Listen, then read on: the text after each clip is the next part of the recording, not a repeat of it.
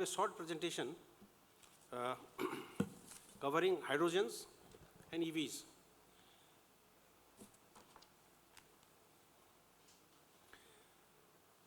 Hydrogen as such is abundantly available in universe, but difficult to capture. Due to global warming, focus on hydrogen as energy carrier gaining high global attentions. World Hydrogen Conference, which had held in May in Rotterdam, has also elaborated as to how to economize hydrogen. It is two-stage, three-stage process to produce hydrogen. I'll just cover later on. The hydrogen economy encompasses the production of hydrogen, which itself is a costly process, the use of hydrogen to phase out fossil fuels to limit climate change, storage and transportation of hydrogen. These three things combined together make hydrogen economy. Therefore, hydrogen economy is envisioned for an energy delivery infrastructure based on hydrogen as carbon-free carrier. This is the mobility systems. You have the solar, let's say we started from solar PV, and energy transported through grid. You have the electrolyzer, storage, and pump.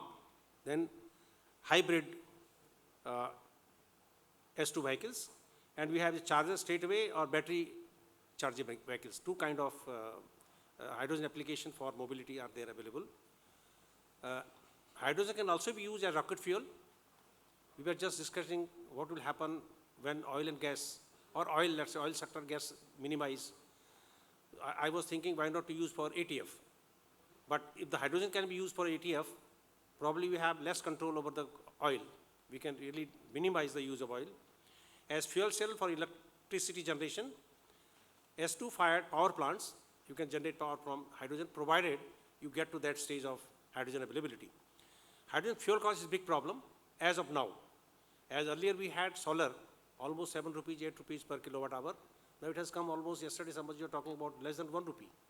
So similarly, if there is a phenomenal research and development on this hydrogen sector, maybe the cost comes down. In Europe today also, it is euro 20 to 30 per gigajoule, whereas current price of oil and gas is about euro 5 per gigajoule. So this is almost 4 times.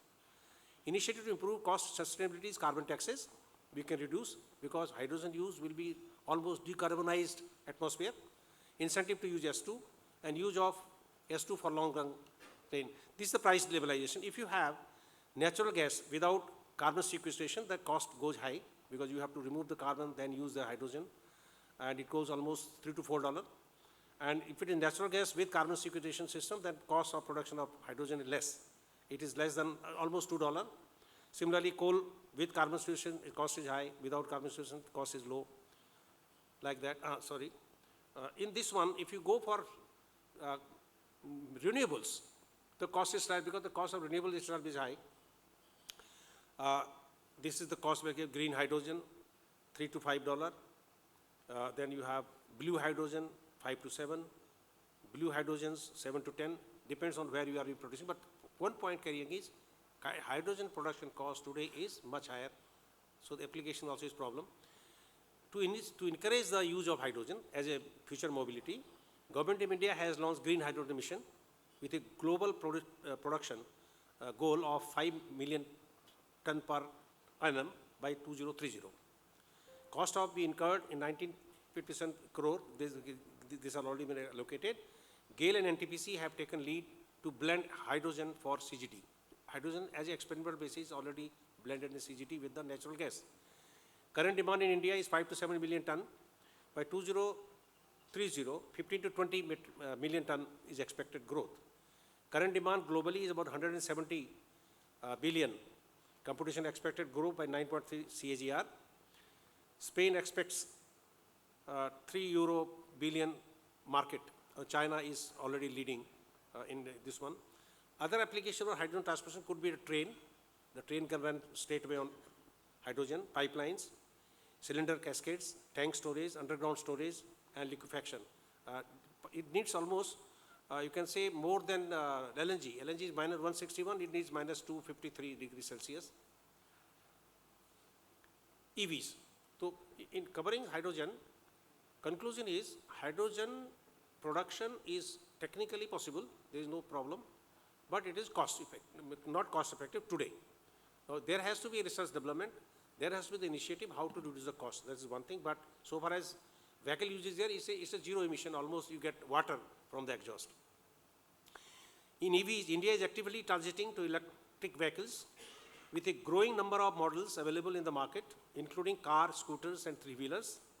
The government is also actively promoting EVs adoption through various incentives and policies, such as the faster adoption of manufacturing of hybrid and electric vehicles under the scheme called FAME. The key objective of this EV implementation is to reduce pollution from vehicles as user point. Why I say as user point? Because it is polluting somewhere else, maybe as a generation source. If in India we are generating power from the coal. Provide metro transport with least pollution.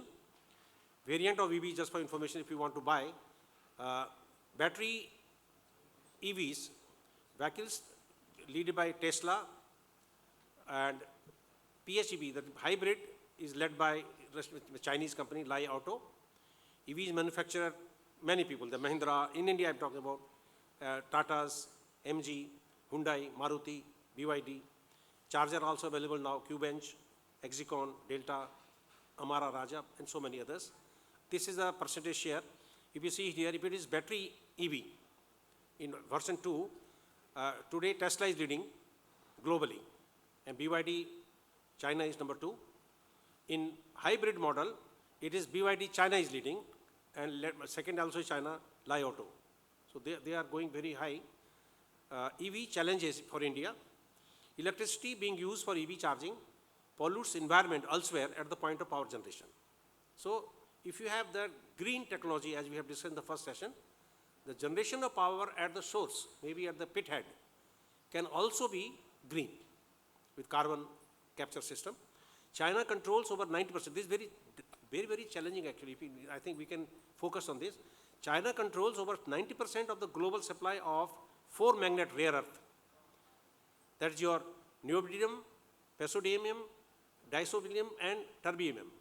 Shortly you can call it Nd, Pr, Dy, and Tb. They are used for making permanent magnet for EV motors. This is required.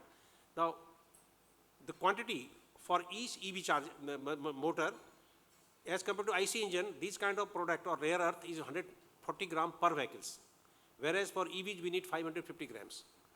If China stops exporting these rare element earth, then it is a challenge for EV industry. It's one of the SAM latest 19th May meeting with EV, because that time when there was aggression by India, Pakistan, a lot of problems were going on, surgical strike.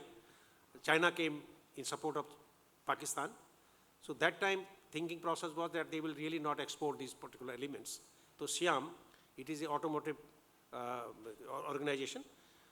On 19th May, meeting with EV manufacturers said, starting end May or early June, we are in June now, auto industry production is expected to come to a grinding halt.